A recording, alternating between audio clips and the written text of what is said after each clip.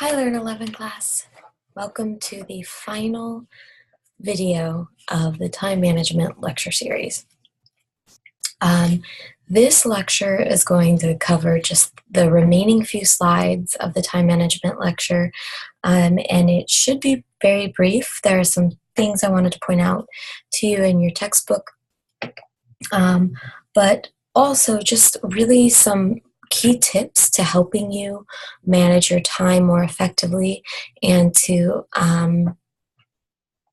keep you organized in a way. So if we start here with the slide on organizing your time and resources, all this slide is really meant to do is to remind me, to remind you that the more organized you are in your binder, in your study space, at your home, and I like to think of like my car or my book bag as a travel office. So I think of it that way. The more organized I am, the better, the more clear I am in my head, and the more space I have to remember important deadlines and to be, sorry, it's lighting, and to be more available to my schedule. So one of the things that I have my face-to-face class do is they're required to keep a Learn 11 binder, and they have several dividers, and those dividers are labeled. It separates their graded work, their handouts that I give them, their notes, and their tests and quizzes, their reflections. For you, that's your posts, your discussion forum posts. So they keep those all really organized inside their binders. And I do that so that they know, and I have them date their notes, title their notes, put page numbers on their notes. And then if they were to ever take out some of those notes out of their binder, they could put the notes into a file cabinet at home, whether it's a portable file cabinet or an actual standing file cabinet. And that will allow them to access them later if there's a cumulative test at the end of the semester.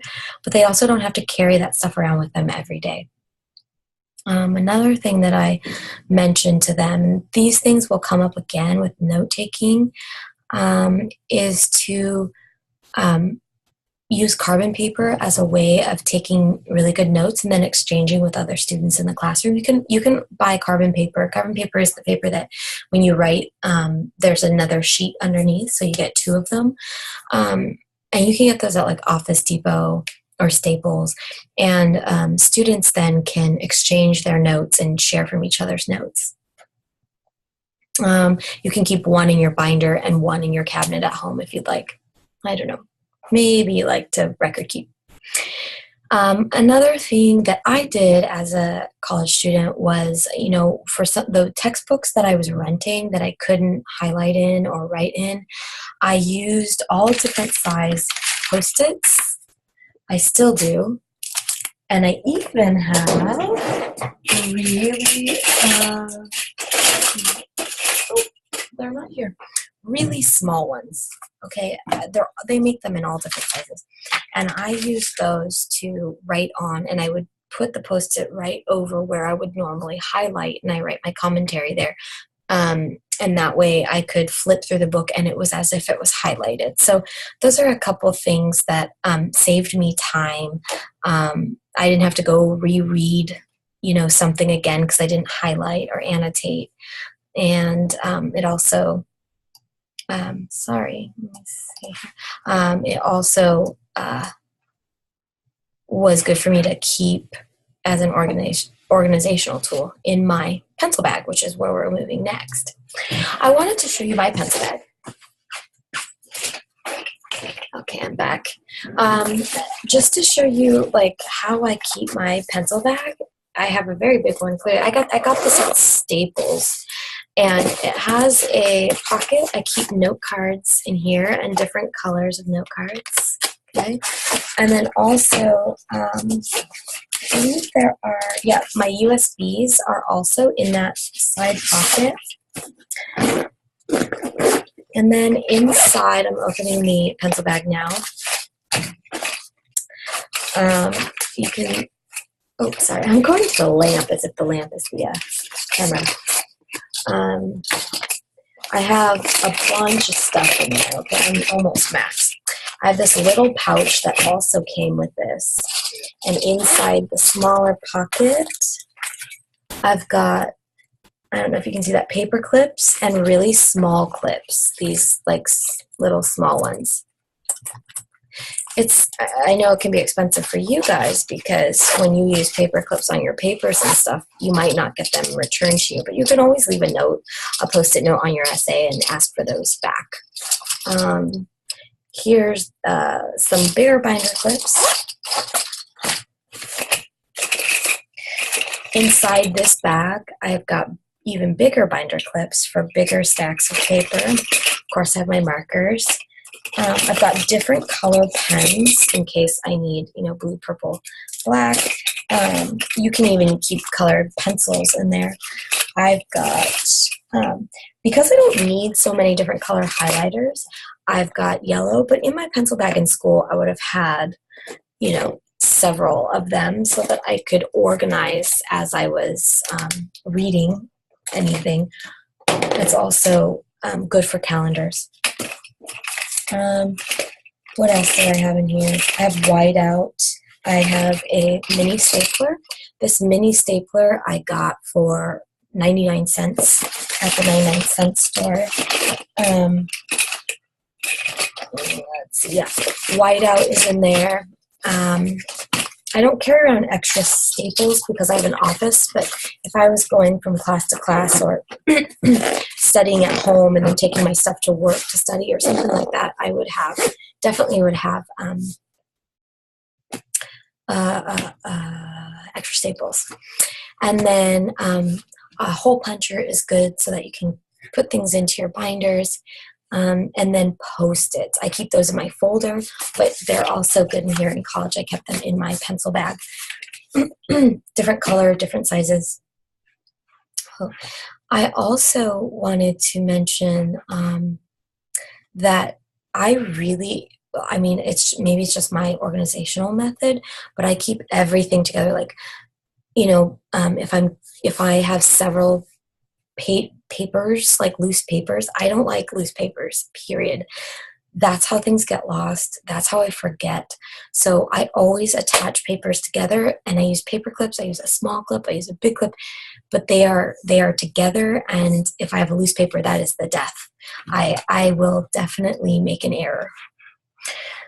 Okay, moving along. These are just bits and pieces to help with time management. Okay, so this slide is about how to schedule your next semester or your existing semesters, the semesters to come, in a smart way so that you set yourself up for success. Now, in the first video, I talked about how it's recommended that students, for every one unit that they have, they study 2 hours a week. And that's pretty much standard for the college. So your instructor can assign you 2 hours of homework for every unit of that class. So students oftentimes show up to school and they feel overwhelmed and they think that it's something that they're doing when all along they just weren't scheduling themselves. They didn't realize the silent commitment they were making to certain courses, and they were overscheduling themselves in school. So one way that I look at classes is, and you may want to talk to your counselor about this. You may want to talk to any classmates or other professors that you trust. Looking at classes as very challenging, medium challenging, or maybe lighter challenge, and varying up your semesters so that you get maybe one challenging course, maybe one medium course, and maybe one lighter course.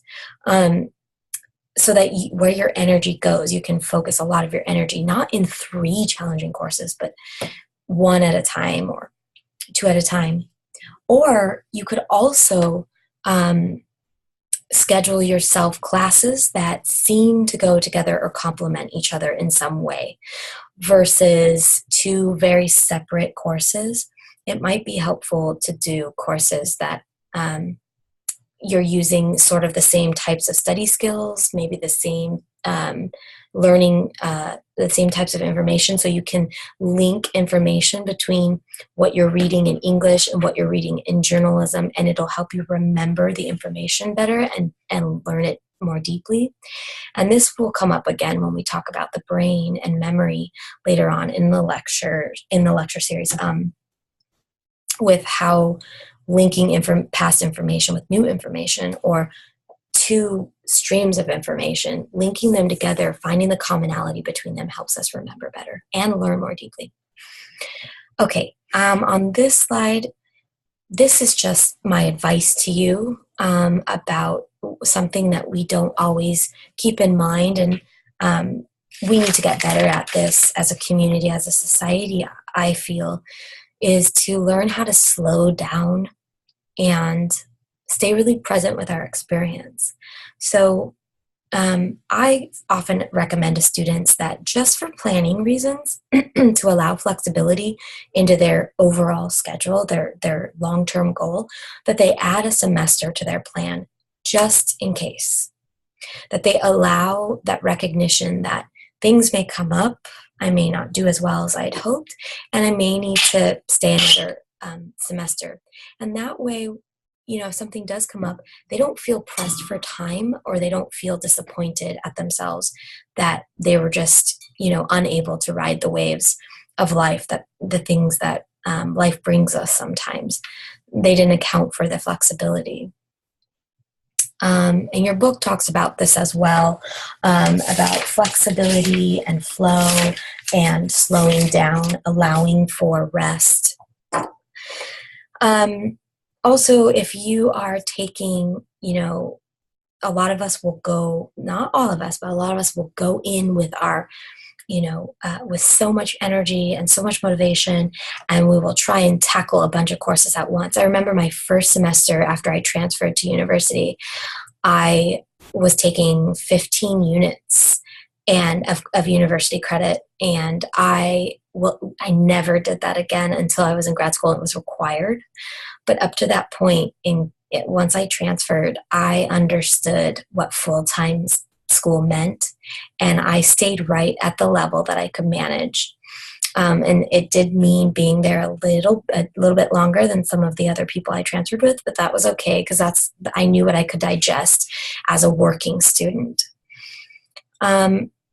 We want to just be really grounded and real about what we're able to do, what we set ourselves up for success. We want to set ourselves up to succeed, even if we don't do as well as we thought.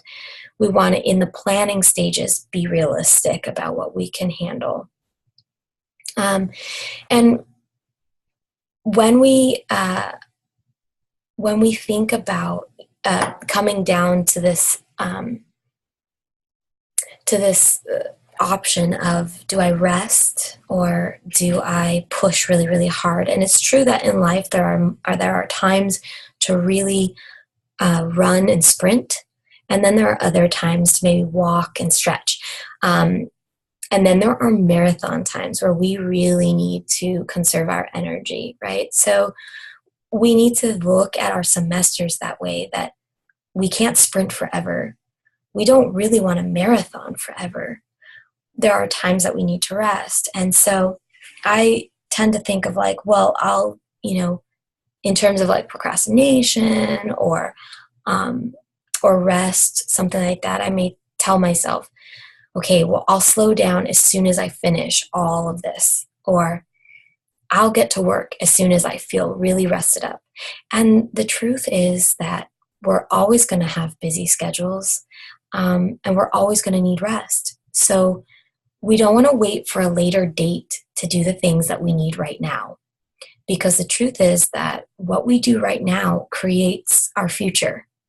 And so the choices that we're making all day long, they either serve us or they may sabotage us or slow us down. And I don't mean slow us down. In the way of slowing down, I mean blocking us from actually seeing what it is that we need to do next.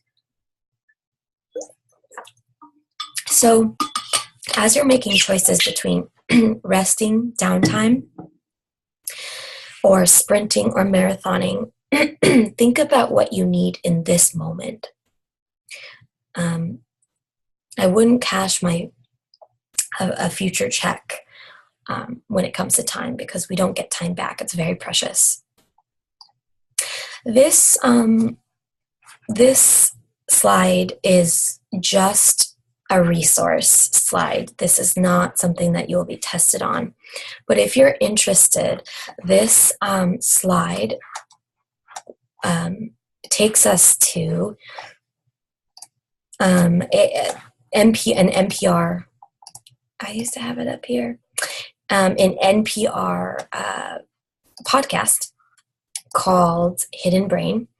And this episode is called The Scarcity Trap.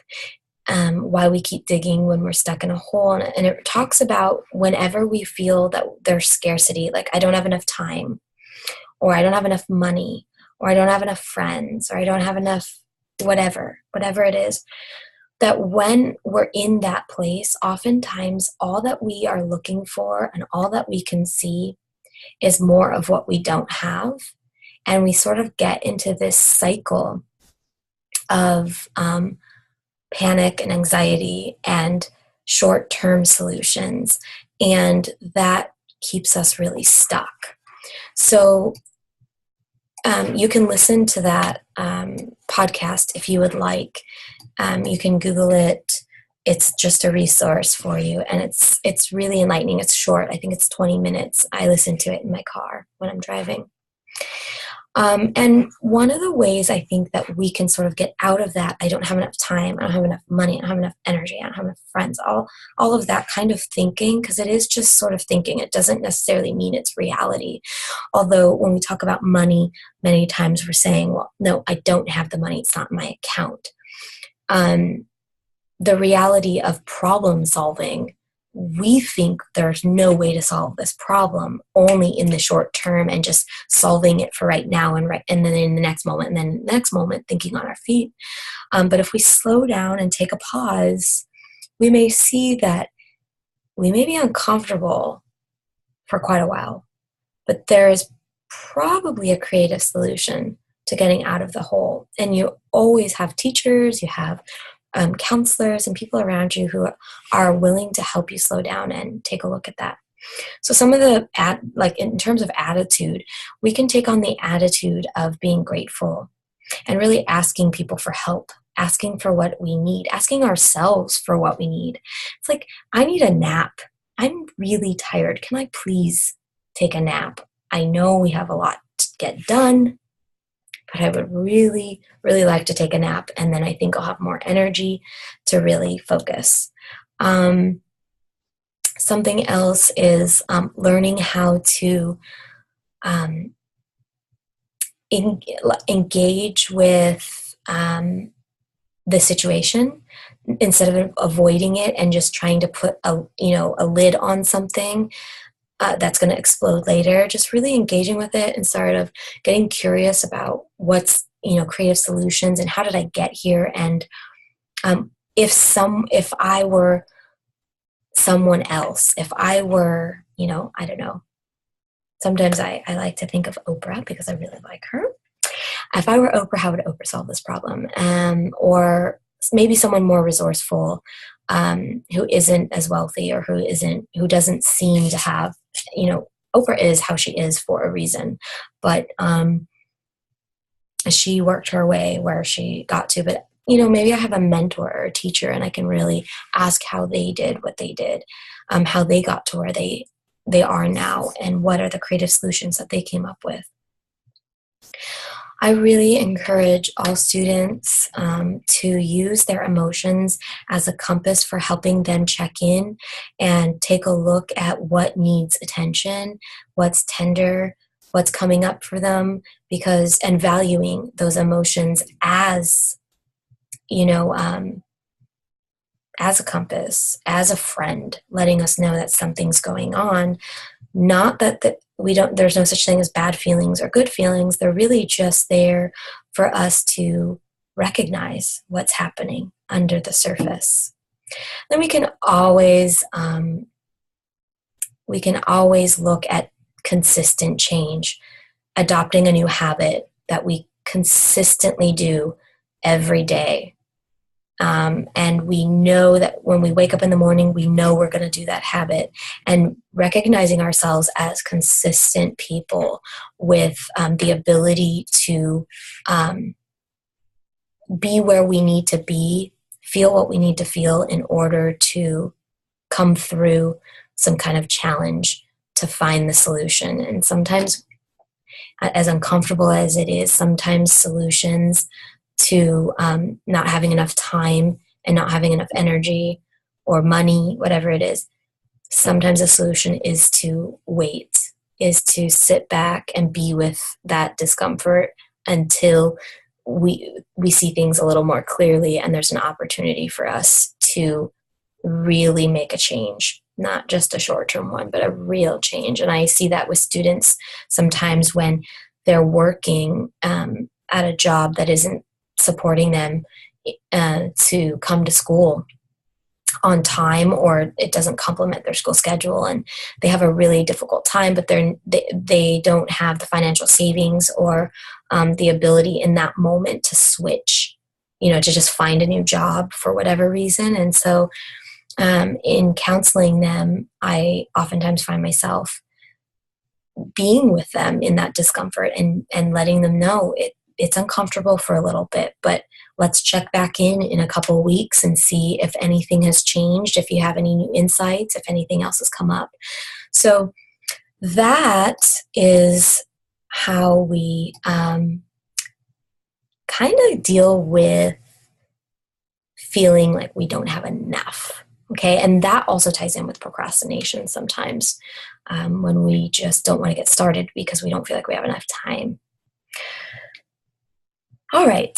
One thing I wanted to point out in your book before we finish this lecture is that on page 92 and 93, there are some electronic apps for managing your calendars, and electronic apps, and it goes into page 94 as well.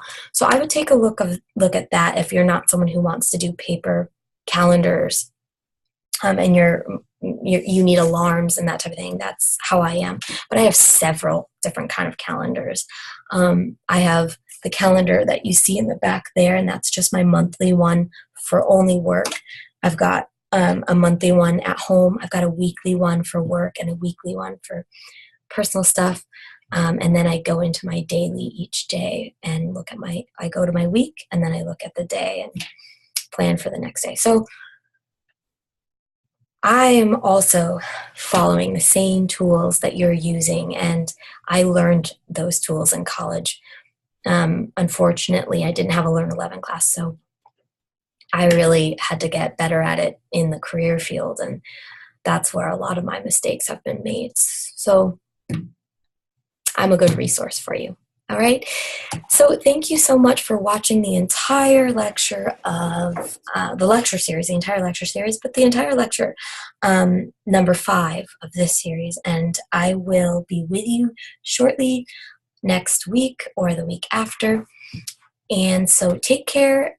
Email me with any issues. I know some students like to talk to me about managing their time.